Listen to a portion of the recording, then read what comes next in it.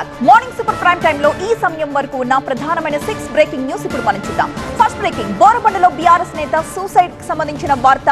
BRS నేత మహమ్మద్ సర్దార్ ఆత్మహత్య కలకలం రేపుతోంది. కార్పొరేటర్ ఫసీయుద్దీన్ వేధింపులే కారణం అంటున్నారు కుటుంబ సభ్యులు. ఫసీయుద్దీన్ ని అరెస్ట్ చేయాలంటే పిఎస్ ముందు వారంతా ఆందోళనకు దిగారు. సెకండ్ బ్రేకింగ్ మనం చూస్తున్నాం. 5 లక్షల మందితో మహానాడు బహిరంగ సభ. మధ్యాహ్నం 2 గంటలకు నిర్వహించే ఈ బహిరంగ సభకు 5 లక్షల మంది హాజరవుతారని అంచనా.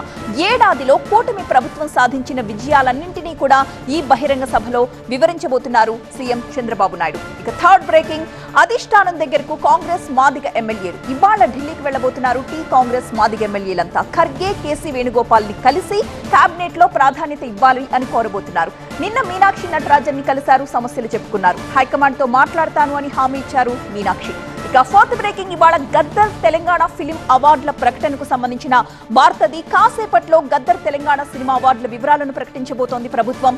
ప్రముఖ కళాకారుడు కవి గద్దర్ పేరుతో తెలుగు సినిమాలకు అవార్డులు ఇవ్వాలని ప్రభుత్వం నిర్ణయించింది. జయసుధ నేతృత్వంలో ఏర్పాటైన సినీ అవార్డుల జ్యూరీ ఉత్తమ సినిమాల్ని ఎంపిక చేసింది. ఇక ఫిఫ్త్ బ్రేకింగ్ చూద్దాం.